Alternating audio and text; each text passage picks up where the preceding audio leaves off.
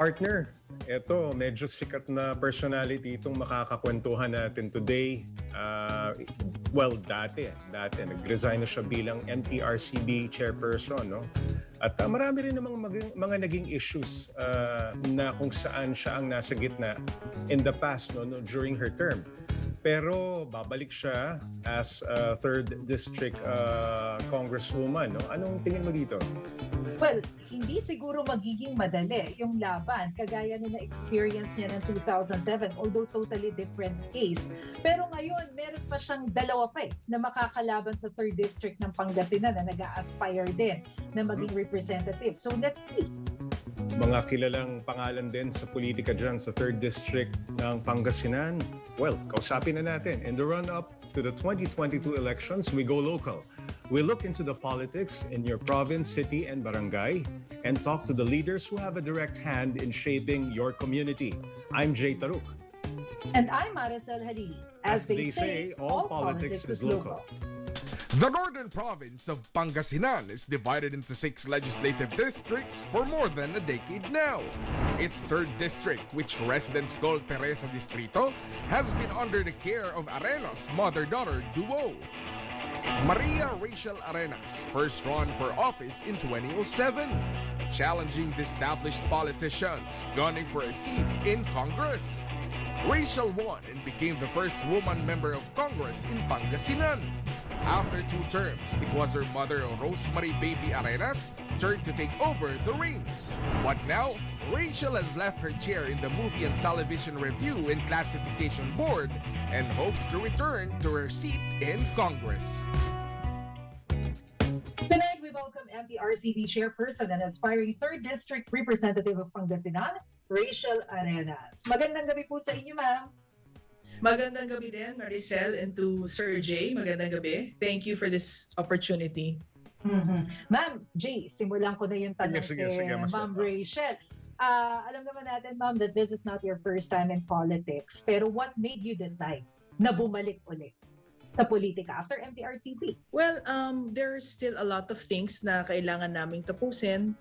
And it was when I started in 2007, napakahirap talaga nung pinagdaanan namin. And I'm very privileged and blessed to be able to serve my 3rd district. And there's still so many things that we have to do. We have still so many things that we have to finish. At the same time, ramdam din namin yung pangangailangan ng mga tao. And since we also gave a different kind of service and leadership, parang ayaw naman namin na basta-basta na lang hindi ipagpatuloy yon. Yung example is I really give my cell phone numbers to my constituents, so just in case of emergency, they can call us.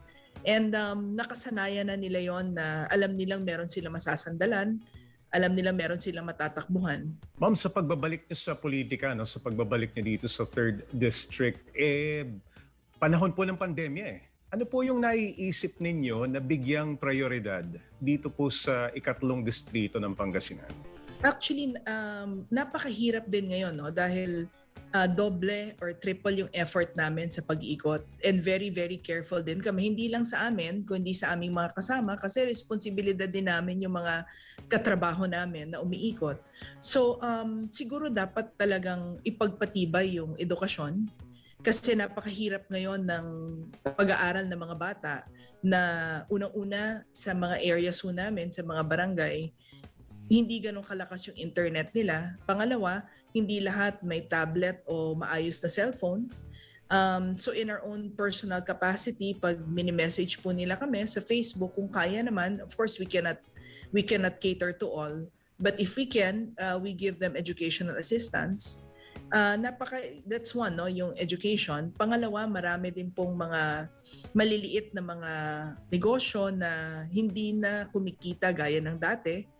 Lalo na nung nag-lockdown ng ilang buwan, ngayon pa lang sila din bumabawi pero nandiyan na naman yung Omicron. So, syempre yung mga tao, hindi na rin lumalabas. Sa totoo, marami din naman na nagre-regulate ng sarili nila na hindi na talaga sila lumalabas. Pero madami din naman na pag umiikot ako sa barangay na kailangan kong bigyan ng mask. To be honest, no, na nag-aabot kami ng mga masks kasi marami din hindi din naka-masks. And also, syempre yung health concerns nila kasi nung nakaraang taon, middle of last year, lahat ng mga hospital namin punong-puno na rin. So, and most of them really don't have funds, no, for na mabayaran yung kanilang hospital. So that's another thing that we have been doing the past months also, or since the start of the pandemic actually. And nung siguro mga August, hindi kami natutulog halos kasi hinahanapan namin ng mga hospital yung mga patients kasi they're just outside in the parking lot and they're COVID positive. So either nakikiusap po kami sa regional hospital kung pwede sila ma-accommodate. So those are the concerns na hinarap namin this past 2 years during the pandemic. Ma'am, balikan ko lamang po yung mga background sa politika, ano po, because I understand in 2013 you gave way to your mom. And this time, tatapos na siya naman yung mag-give way para kayo naman po yung kumandidato. Aren't you concerned dun po sa mga sinasabi ng iba na it's the same name in politics, nagiging political clan na same people get the position? Aren't you concerned dun sa mga issues po na ganun? Doon naman po sa district namin, ayoko naman din magbuhat ng sarili kong bangko, but as long as kasi mahal ka nila, they will always and always support you, no? And I'm also proud to say that many have also asked us, texted us, messaged us, hundreds actually, to run for another position. Kami daw ng aking ina na magpalito kami o yung isa tumakbo ng mayor. But we chose to just run for one position because we feel that sabi nung mother ko, when I was actually asked to run for mayor of one of our towns, sabi niya, anak, bayaan mo muna sila, mag-concentrate muna tayo dito sa ating mga legislations at doon sa mga naumpisahan natin na kailangan tapusin. So I believe that our constituents know that the service that we have given them the past more than 10 years, they also know na hindi naman, it's not just about also the position, but it's actually making a difference in their lives. And I'm proud to say that we have made a difference in many, many, many people's lives. In fact, pag umiikot kami sa barangay, nakakataba ng puso kasi hindi ako umaalis nang wala nagpapasalamat, either natulungan sa medical, naging scholar naming mag-ina, or simple na napakasimpleng tumawag at sinagot namin yung telepono. And I feel that marunong na din naman yung mga tao that they know sino yung matatakbuhan nila. It's not just really about money, but it's about years of building your personal relationship with them. And sa pag-iikot ko rin, kilala na rin nila siguro yung ugali naming mag-ina, how we cater to their needs. But more importantly, more than the infrastructure or the bridges or the roads, I think it's yung malasakit for them. They feel that nagmamalasakit kaming mag-ina para sa kanila.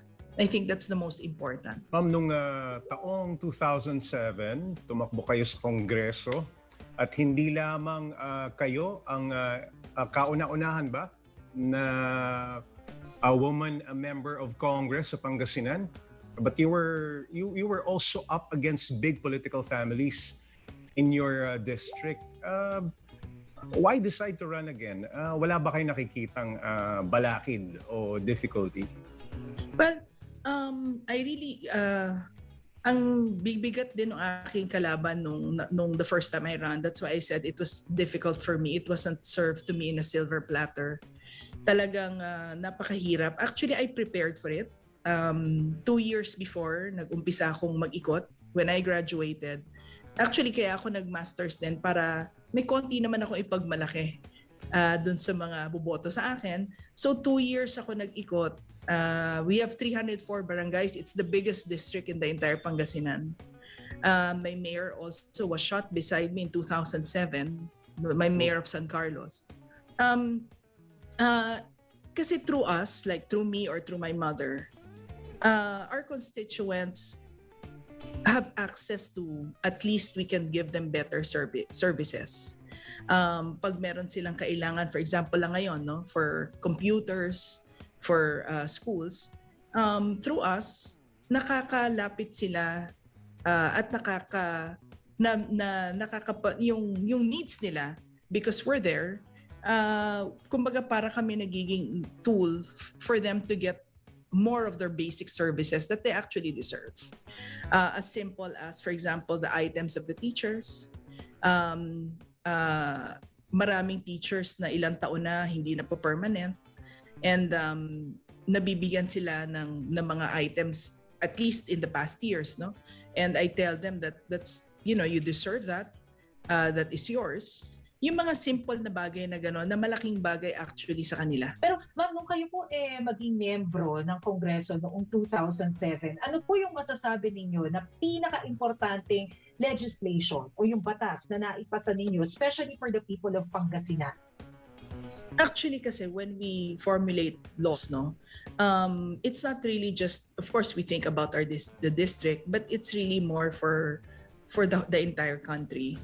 I think well, naihain namin to, and then naging actually priority na ng ating Pangulo ngayon yung pag-create ng Department for Overseas Workers.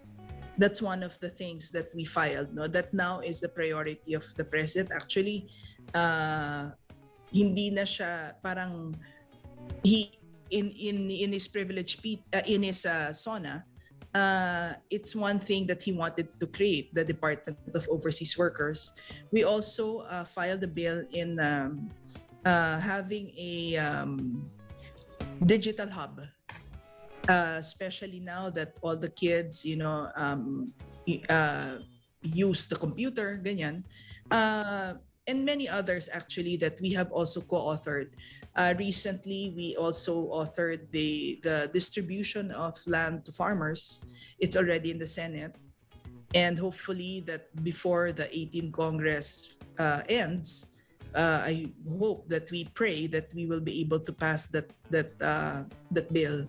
But there are many others also, napakadami niya na hindi ko na maalala yung iba. But we also filed the bill na taking out the election responsibility sa teachers, and then nagkaroon kami ng public hearing kasi sabi ko kawawa naman yung mga teachers kasi sila na lang lagi yung nandyan, no? Pagka-election, di ba? Nakita natin yung mga teacher boxes kahit sinusunog na sila. But then, you know, nobody, as the bill, as we were doing our technical working group, wala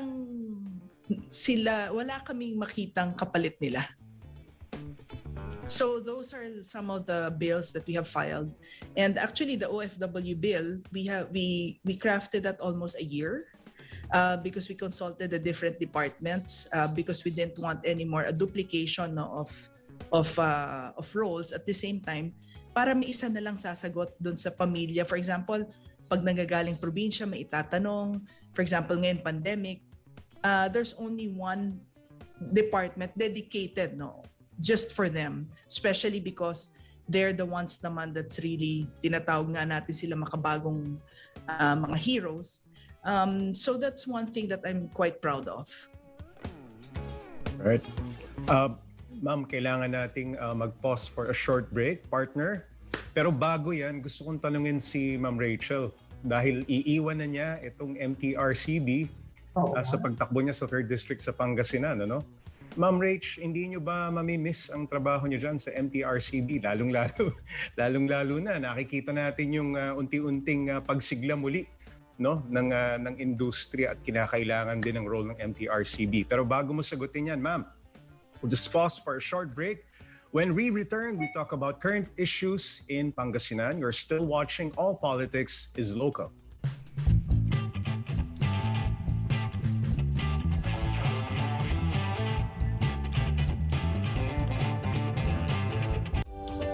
Abans at your home.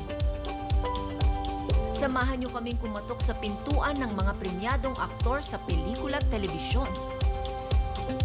Makipagkwentuhan tayo kina Tirso at Lynn Cruz. Dito yan sa At Your Home with Mr. Anthony And Mrs. Maricel.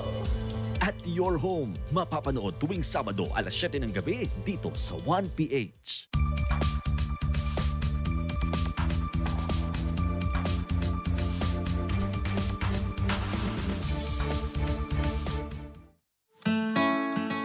Can your business afford not to have real-time updates?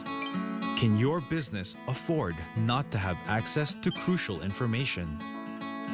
Can your business afford not to provide internet access to your guests? In today's world, the question isn't whether you can afford to connect to reliable satellite broadband. The question is, can you afford not to? Introducing Cignal Connect. Stay connected to a world of growth and opportunities. Wherever you are in the Philippines. Connect your world with Cignal Connect. Bawat muka ng balita, bawat anggulo ng impormasyon, Hindi lang po kasi sa boto or sa pagbibilang pwede maapekto ang kahit sino eh. Pwede rin by way of campaigning, giving campaign funds, suporta na pwede ibigay na buhos talaga. Baka peke yung mga binibenta, hindi natin alam kasi wala pong for commercial use pa po ngayon. Kaya nga po libre. Kaya pag meron kayong nahuli, i-report para ma-actionan agad. kanilang sisiyasatin at bibigyang komento. Dito kung saan bawal ang fake news. Sa totoo lang, Lunes hanggang Biyernes, alas 6:30 ng gabi, dito sa 1PH.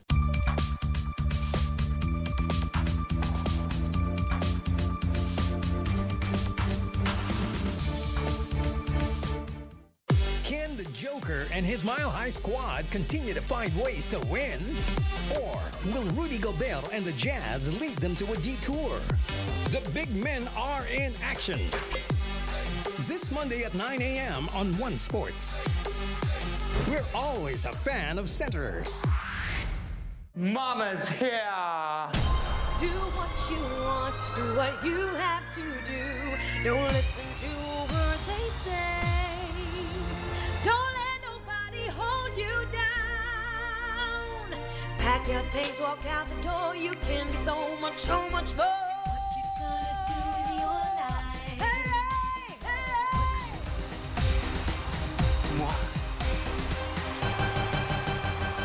Girl.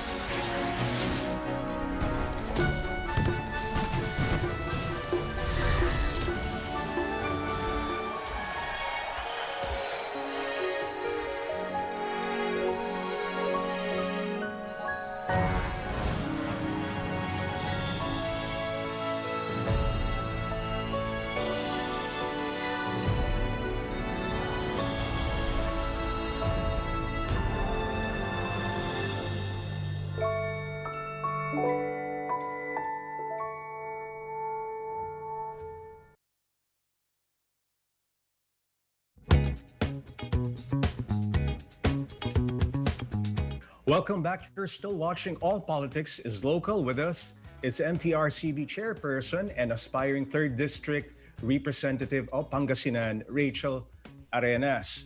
Ma'am, dun po sa hanging question ko, hindi mo mamimiss itong MTRCB at yung mga trabaho mo dito? Actually, I actually resigned when I filed my candidacy.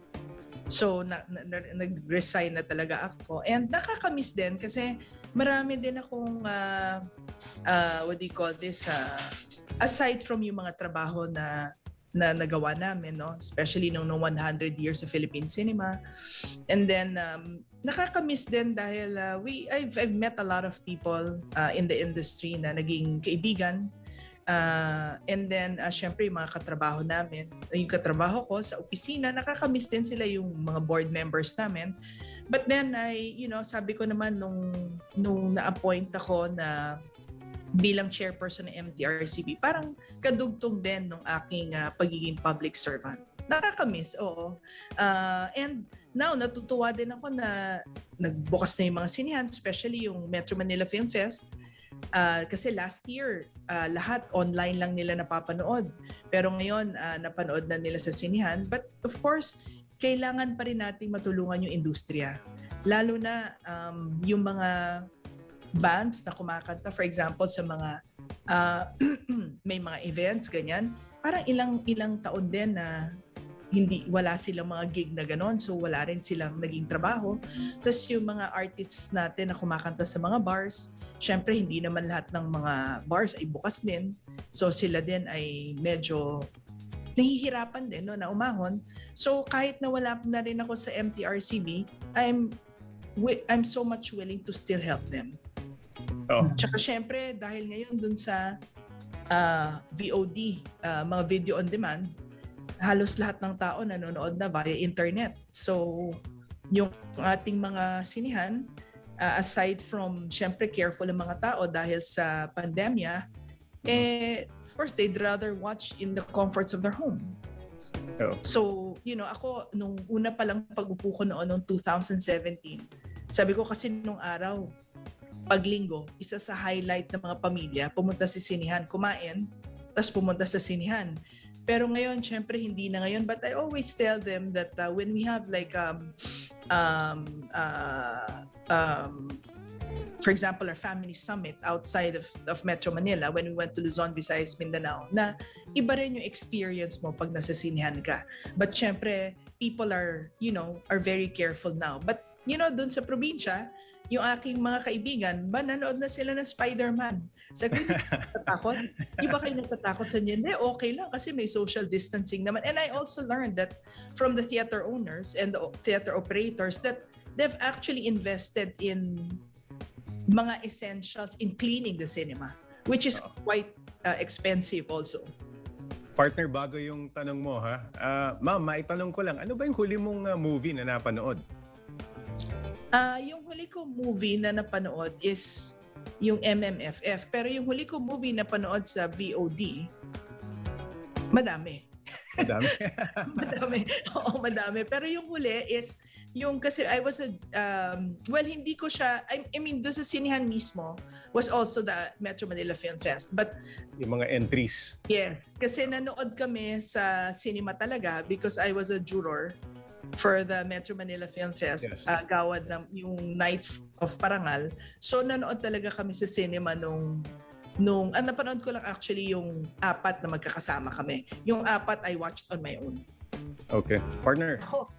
Ma'am, mabalik lang ako, Nainggit ako doon, hindi pa ako nakapanood ng sine. Ako rin. Pero, ikaw din. Pero mababalik lang po ako dun sa Congress. Ngayon po na plano nyo po na makabalik uli sa Kongreso and kung pala rin po kayo na manalo uli, what will be your priority legislation to at least help, let's say, the movie industry and the people of Pangasinan? Actually, there have been marami na kasing mga panukalang batas that I believe that we should actually revisit. If those laws have been implemented, well, another thing that I remember was one thing that I'm proud of because I was a co-author of the Senior Citizens Act in 2010. And that's one thing, that's why our senior citizens have their benefits now because way back in 2010, we passed the Senior Citizens Act. So that's another thing that I'm proud of. Well, sa akin, ang dami na kasing mga panukalang batas na naipasa that we have to actually revisit and see if they have all really been implemented. I mean, for the industry, we have there has been now a bill, yung creatives that is now been filed in Congress. that addresses actually all sectors of the creative industry, which includes our artists, our painters, our singers, our local weavers. So that's actually already covered. And I know also that, for example, with the pandemic now, they have passed the Bayanihan 1, 2, and 3 also. But for me, I think my priority would actually be to revisit all those that have been filed and see ano ba yung panukala na hindi pa na-implement. Kasi araw-araw po, like I remember, when I was in Congress, araw-araw there are hundreds of bills that are being what do you call this, pina-file sa Kongreso. Some are local, majority are not local bills. And I believe that siguro dapat umaupuan din na ma-revisit siya lahat and see what would be still relevant to us today, especially after the pandemic. What about our domestic tourism po, particularly dito sa Pangasinan? Are you planning to do something para ma-uplift yung ating industriya ng domestic tourism dyan? Being the mango bamboo capital of the Philippines, itong San Carlos City, at yung iba pa nating mga attractions dyan sa Dagupan City. Ano pong plano? Halimbawang manalo po kayo ulit.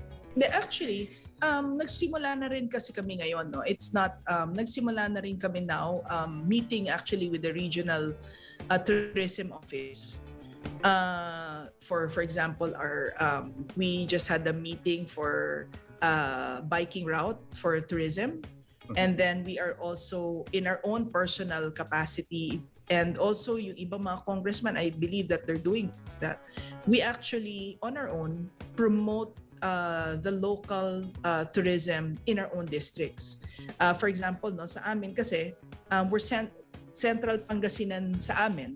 So, mostly kasi sa amin, wala kaming tubig. Pero marami kaming mga religious sites. For example, we have the St. Vincent Ferrer in Bayambang. We have our St. Clair Monastery, the first monastery in Pangasinan, which was actually my mother actually donated the land to the St. Clair. And then now that's the first contemplative actually nuns in the entire Pangasinan. We have our Padre Pio Chapel. And aside from that, of course, we promote our local food, like our Kalasyaw Puto, our bangus, our our binagoong, yung onions namin sa Bayambang, and so many others. Of course, the mango bamboo, actually, hindi na siguro siya kailangan na gawin, na panukalang batas, but we actually have meetings with different sectors, especially dun sa One Product, One Town, wherein we showcase our products all over the Philippines. And I support the DTI sa mga ganon, kasi hindi lang yung local products yung nakikita ng ibang tao, kung hindi nadadala natin yung probinsya natin sa ibang lugar.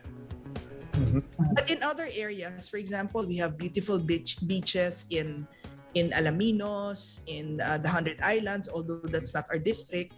But then, of course, nagtutulungan kami ng mga representatives na pag, for example, nasa iba kaming lugar, we also promote the other sites in the entire Pangasinan. Correct.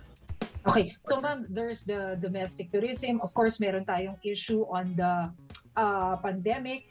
Pero ano po ba talaga ang pinakamalaking problema ngayon na kinakaharap ng Pangasinan? Well, para sa akin, if I may, I don't want to, if I may talk about my district, kasi ayoko naman sabihin ng ibang mga congressman ako, sinama mo na yung amin. Pero sa akin, sa distrito ko, yung experience ko talaga, yung kinakaharap, well, I think it's for the entire country, is yung unti-unting pagbangon ng mga tao. Because a lot of people have lost jobs. a lot of people that are overseas workers came home and hindi na nila alam kung babalik pa sila. Syempre yung mga pamilya nun, nakaasa sa kanila at yung pinapadala nila. And yung unti-unting, it's not just really na, syempre may tinatawag silang new normal. But the new normal is still not normal for all of us because hindi tayo na sanay ng ganon, hindi tayo nabuhay ng ganon mga tao. So the first thing that we really need to address, no, is one, healthcare, like I said earlier. Yung two, yung paano namin pagtutulungan yung pagbangon ng isa't isa, lalo na because most of our constituents are hindi naman sila mayaman, or we have to provide them with livelihood, a sustainable livelihood. That's one. Number two, of course, we have to strengthen our healthcare. Mabuti nga ngayon that we are able to already help patients that are in private hospitals. Kasi before, most of them go to the government hospitals. But now we are able to help those that are, kasi minsan pagka-emergency, kahit sabihin mo sa kanila na, kuya, doon ka pumunta sa Region 1, pero pag emergency, the closest private hospital na pwede nila itakbo yung kamag-anak nila, doon nila itatakbo. So I personally actually talk to the hospitals, or we have quite a number of point persons to talk to private hospitals, especially for those that are really have hirap na hirap talaga. But then kailangan na talaga ipasok yung mga mahal nila sa buhay sa ospital. So those are the things that we really need to address right now, which are actually we are slowly addressing, even in terms of education. We really need to give them sustainable livelihood. Actually, I tried na before. Before, they had bigasan ng bayan. So you give it to them and then imo-monitor mo yun so that they'll pay you. You'll give them a certain amount, so they'll buy sacks of rice. And then we call it bigasan ng bayan. But katagalan kasi siguro because mahirap nga yung buhay nila, nagagamit nila pang personal na nila. So it has to be really, aside from a sustainable livelihood, it's really employment. What about yung job opportunities? Employment talaga. Yung job opportunities for our graduates, may mga plano ho ba kayo to invite investors within Pangasinan, or as your capacity as a legislator, baka may mga plano ho kayong gawin? Pero bago niyo sagutin yan... Actually, we have... Ma'am, bago niyo sagutin yan, magbe-break lang tayo sandali. We'll just pause for a short break. When we return, we find out where our candidate stands on certain issues. You're still watching All Politics is Local.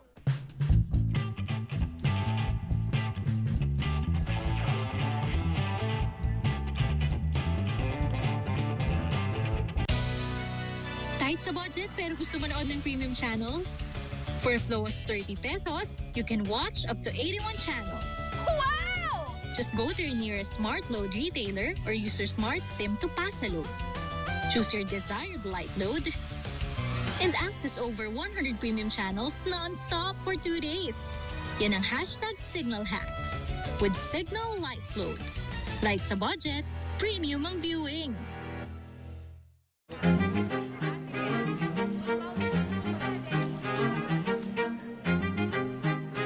Talagang boboto ako. Boto pa rin, kailangan. Hindi naman tayo pwede walang leader. Magkakagulo tayo. Dahil gusto ko mabago yung sitwasyon ng gobyerno. Para ikaboboto ng ating bansa sa mga tao na mamulong matuwid. Anong klaseng kandidato ang hanap mo? Yung hindi corrupt, honest, transparent. Tapos makatao rin, mabilis umaksyon, hindi yung pag may kisa ko na lang saka lang magpapakita. By all means, if you have a heart for public service, if you have the intention to serve your community, and you believe that you have the support, by all means, please go for it. Pero sa eleksyon, sinong kandidato ang iboboto mo? The reality is, kailangan po talaga ng pera sa Pilipinas para manalo sa posisyon. Minsan nasa 500, minsan nasa 1,000. Kunyari may flyers, kunyari the candidate A, flyers doon, minsan nakatiklop, kasi nandun sa loob yung pera. The presidency has always been a very, very personality-oriented position, unfortunately. All the presidents we've elected so far are people that people can relate to. Not because they're the best choice for the job, but because they're, uy, gets ko siya, gets niya ako. Inihahandog ng One News at ng Probe. Hindi dahil bobo ang mga Pilipino na sumuporta at bumili doon, or dahil hindi sila they don't do their homework. Of course, we can hold them responsible also for not doing their homework and not reading enough and not analyzing issues enough. Pero we miss the point when we stick to that only.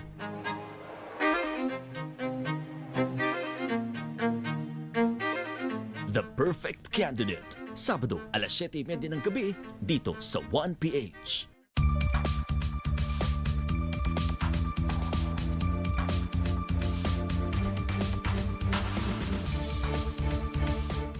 Mama's here! Do what you want, do what you have to do. Don't listen to a word they say. Don't let nobody hold you down. Pack your things, walk out the door. You can be so much more. What you gonna do with your life? Hey, hey, hey.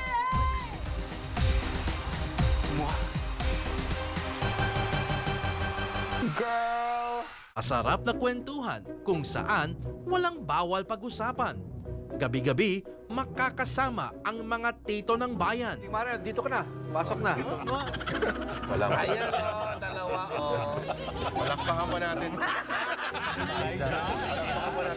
Magaling hindi lang sa kalokohan at kulitan, pati na rin sa masinsinang talastasan. The Bible get both a negative reading and a positive reading. Dito lang sa Wag po, sa bago nitong oras, alas 8 ng gabi, dito sa 1PH.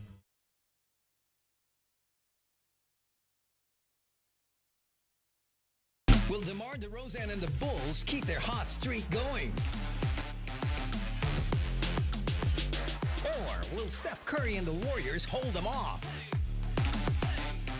The top teams go head-to-head.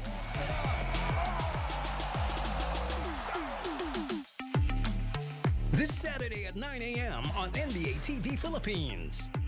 We're always a fan of winning moments.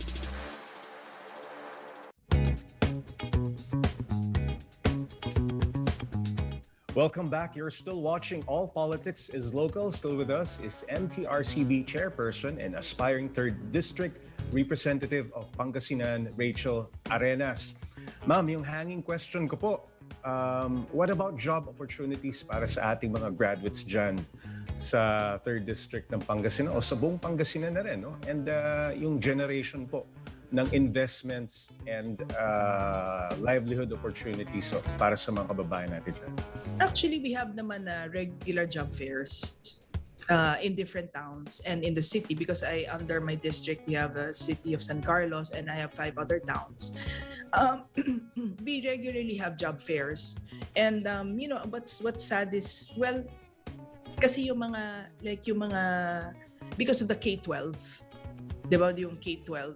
So parang mas marami actually yung mga bata na mas hindi nakakakuha ng trabaho because there is a surplus of people that are looking for jobs, especially after K-12. So yung, di ba, yung sabi nila after K-12 you can already work, no, because you're already prepared. So basically we're really looking for employment for these children, for these kids, no, that have finished K-12. Mm-hmm. Kasi ang dami nila sabay-sabay. Not everybody, most of them based on my knowledge, because I go around the barangays, most of them only a small percentage really go to the university. Kahirapan na rin ang buhay, no? But most of these kids that have finished K-12 yun yung talagang kailangan hanapan ng trabaho. So aside from we have naman job fairs that we do regularly, of course we have also talked to a lot of people that want to open, businesses in the district, no, so that they can employ people. But I also want to thank yung local businesses namin, because ang laking naging tulong nila sa amin, because by building and establishing their business in the district, pero kulang pa rin. Yun ang kailangan din ma-address. Alright, partner. Ma'am, lightning round na po tayo, no? It's time for our lightning round where we ask candidates their stand on certain issues. Simple lamang, Ma'am Maricel, are you pro or anti? Ito po ang unang question namin sa inyo, yung pagbubukas po, yung opening ng ating mga sinihan. Are you pro or anti? Pro. Bakit, Pro. ma'am? Hindi ba nakakatakot? Bakit ba? Akala ko pro or anti. Short explanation. As long as kasi ito yung magbubukas na rin na kahit paano mabigyan ng konting ginhawa yung industriya. As long as sumusunod sa IATF rules yung mga sinihan, and as long as alam ng mga manonood yung responsibilidad nila, then I guess it's okay. Second issue, ma'am. Showbiz personalities going to politics. Mm-hmm. Pro or anti? Ingat kayo dyan. Depende. Depende kung kailan ba i-explain. Depende kung if they're capable. I mean, if they're capable and they can lead their district or their municipality or their city well, and they can give their constituents what is due them, like the basic services that they deserve, and that they can represent them well, then yeah, as long as they will be able to. Kasi ang mga tao naman ngayon, hindi na sila, nag-iisip na rin sila na mabuti. Hindi porket popular or artista, binoboto din nila. Mm-hmm. Matatalino na rin yung mga botante ngayon, nag-iisip na rin sila. How about, ma'am, yung subsidized RT-PCR testing? Pro. Why, ma'am? Kasi hindi lahat ng mga tao, kahit gusto nila mag-RT-PCR, ay capable because medyo pricey din siya. So siguro dapat na matulungan, parang siguro dapat tayo sa gobyerno na dahil mabigyan sila ng pagkakataon na makapag-test nang hindi sila ganon tawag dito, paano ba yun? Parang hindi ganon kalaki yung gastusin nila. Kasi aside, for example, just let me explain. For example, dialysis patients. Hirap na kasi sila sa dialysis nila. Bago sila magpa-dialysis, kailangan pa nila magpa-antigen or RT-PCR. So, hindi na sila masyadong, parang hirap na sila dahil minsan 3 times a week sila nagpapa-dialysis. Pero bago nun, pati yung kasama nila kailangan magpa-test each time they go to dialysis. Kayo ba, pro? Ma'am, eto may isa pa tayong issue ha. Etong shutdown of Pangasinan sanitary landfill. Kayo ba ay pro or anti? Which sanitary landfill? Because if it's kung siya ay modern na landfill. Actually, kung landfill, hindi siya modern kasi landfill pa siya. Mm-hmm. Mm-hmm. So I feel that instead of shutting it down, maybe we should just upgrade it. Modernize. Yes. Mm-hmm. Ma'am, may pahabol pa ako. Monthly allowance for senior citizens. Are you pro or anti? Actually, they get benefits naman for senior citizens. For example, if the monthly allowance of senior citizens, I need to revisit the Senior Citizens Act on the other benefits that they are receiving already. Okay ba yun? Before I answer yes or no. Okay, fair enough. Right. We'll just pause for a short break. Stay tuned for our challenge. You're watching All Politics is Local. We'll be right back.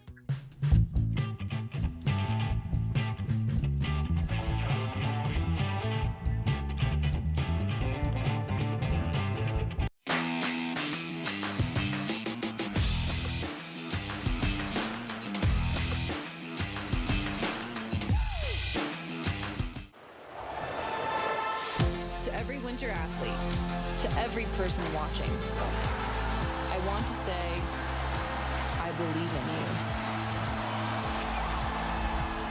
We all do.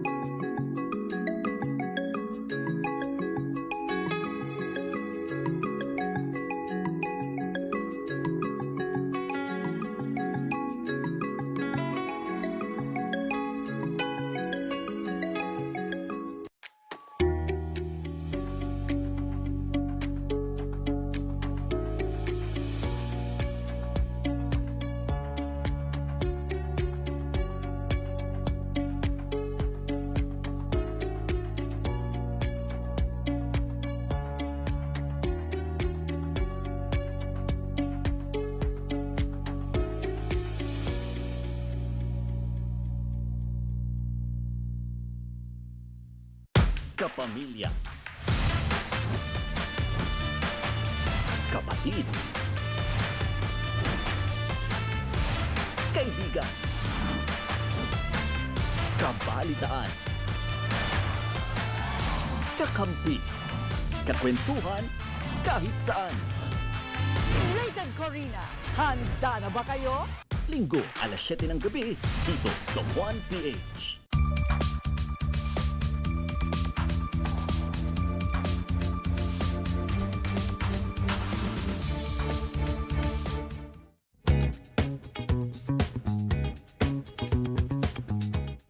Welcome back. You're still watching All Politics is Local. With us is MTRCB chairperson and aspiring 3rd District Representative of Pangasinan, Maricel Arenas. At kung napawisan po kayo sa ating lightning round, nako, patikim pa lang po yun. Dahil ito na ang ultimate challenge. Sabi nga, rated MRACB or Maria Rachel Arenas Classification Brand. Naman ha? So ma'am, kung kayo po ang personal na magbibigay ng rating o classification base sa MTRCB rating, ha? Ano po ang inyong ihahatol sa mga personalidad na babanggitin namin? Ang una po, President Rodrigo Duterte. Naku ha. R18. R18? R16. R16. Ay, naging R16. Bakit R16 May na? konti. Oh. Hindi, kasi parang with the president kasi you need to analyze what he's saying. Malalim din po kasi mag-isip si PRRD. So, kailangan i-analyze mo, what does he really mean? Sometimes it's just really a joke. Sometimes may pinapatamaan siya. Sometimes talagang kailangan mo, you have to rock your brain in thinking, what does he really want to imply? What is he implying? So, syempre, kailangan ng parent para explain sa'yo, hindi anak, di ba ganon? So, R16. R16, oh. Ito, pangalawa, isa sa mga makakalaban ninyo, Teodoro Cabral. Sorry po, hindi ko siya kilala.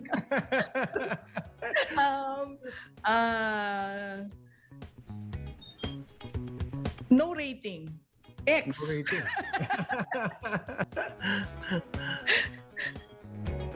Okay, Generoso Mamaril. Kalaban nyo rin, ma'am. Actually, I've never met him. So, siguro R18? R18 din. X? Okay, eto. Malamang may sagot ka na dito. Ramon Arenas. Ano yan? Pleasant siya eh. But GP? G. G. Rated G. Bias, no? Bias, no? Hindi. PG. PG. Yes. Parental guidance. Tama ba? Bakit PG? Bakit PG? Kasi sometimes, syempre, pag nagagalit siya, pag nagrarason ako sa kanya, but he actually, you mean my father? My father, right? Ramon Arenas, my father, he actually passed away more than a decade ago. But may ano yun lagi yun he always gives lectures to us. So kailangan talaga na yung nanay ko explain sa akin bakit ganun yung sinasabi ng father ko. So PG. Okay. Partner. Okay. How about yung mga mamamayan ng 3rd District ng Pangasinan? Syempre G. G? Pero actually yung minention nyo earlier, I'm sorry but I don't want to be misconstrued, but I haven't met them also.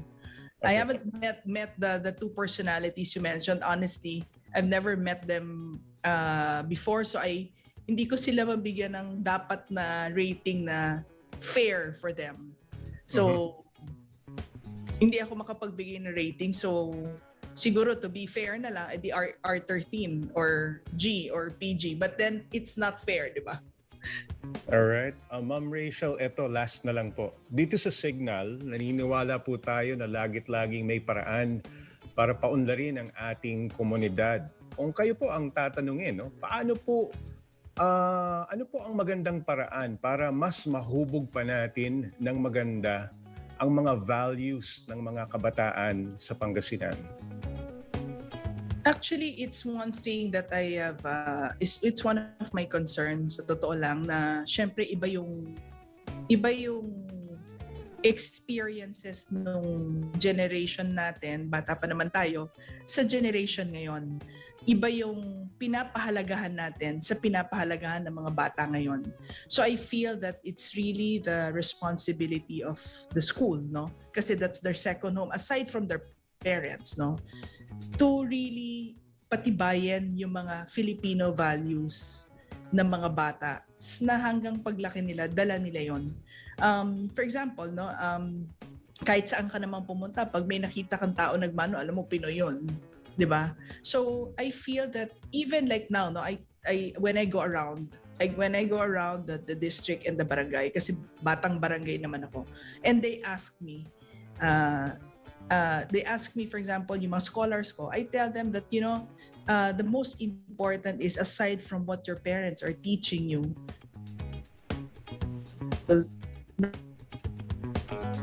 tanda natin.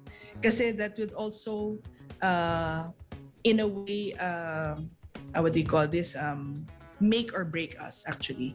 So, isa sa pinaka-importante sa akin, yung value formation ng bata, nitong bagong generasyon na ito. Alright.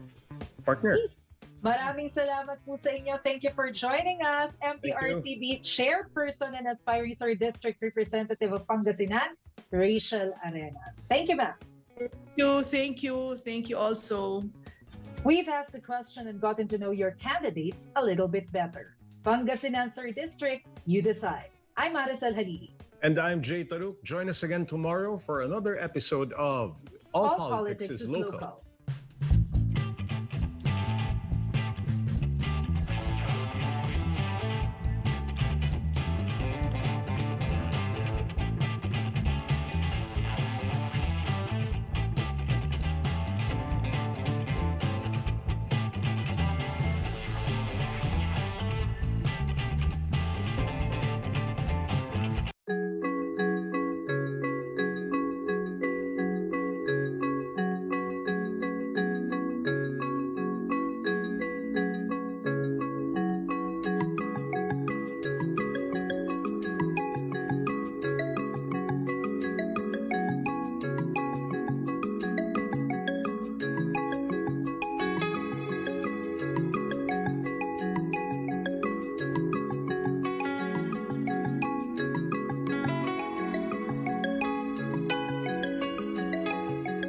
Do you have what it takes to be a UAAP courtside reporter?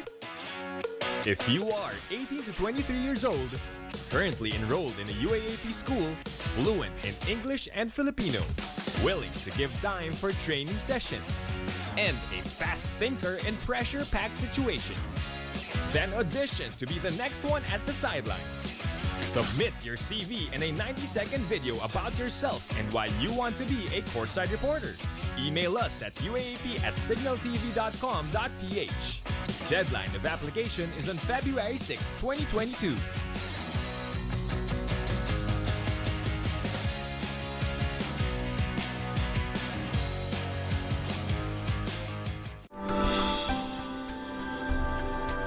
Totoo ba na tanging ang mga matatanda lamang ang apektado ng COVID-19?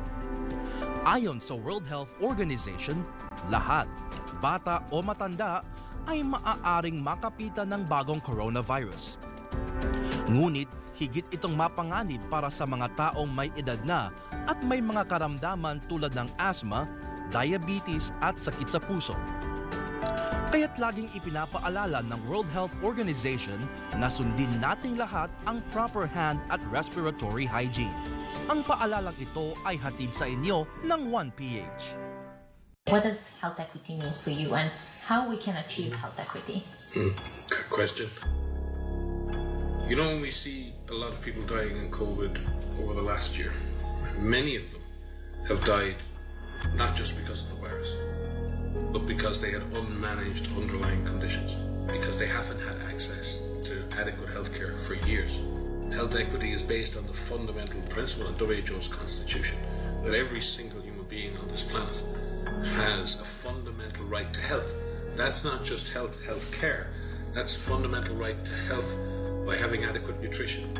A fundamental right to health by not having to live in fear. A fundamental right to health by having access to health care when you do get sick. A fundamental right to health by having access to immunization to stop you becoming sick. Equity isn't about pure equality. It's about ensuring that those most at risk, those who are most vulnerable, have access to basic, essential healthcare that is life-saving, life-preserving, and health-preserving. And it's not right now. The single greatest asset we have as a society is our health, not as a cost, not as something we pay for, and something that's a commodity. Health is not a commodity. Healthcare is not a commodity to be sold and traded to the highest bidder. We have to come back to that basic principle of human dignity.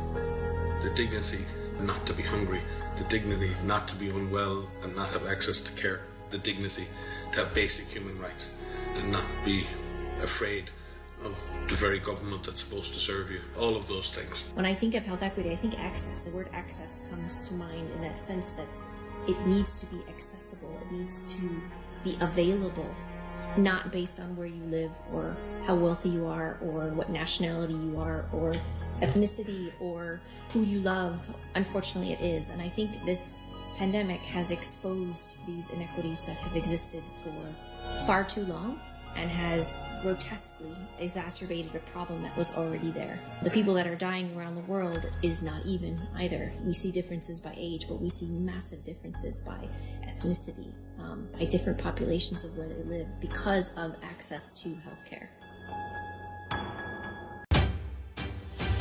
Mga programang mapanood ngayong Huwebes ng gabi sa 1PH.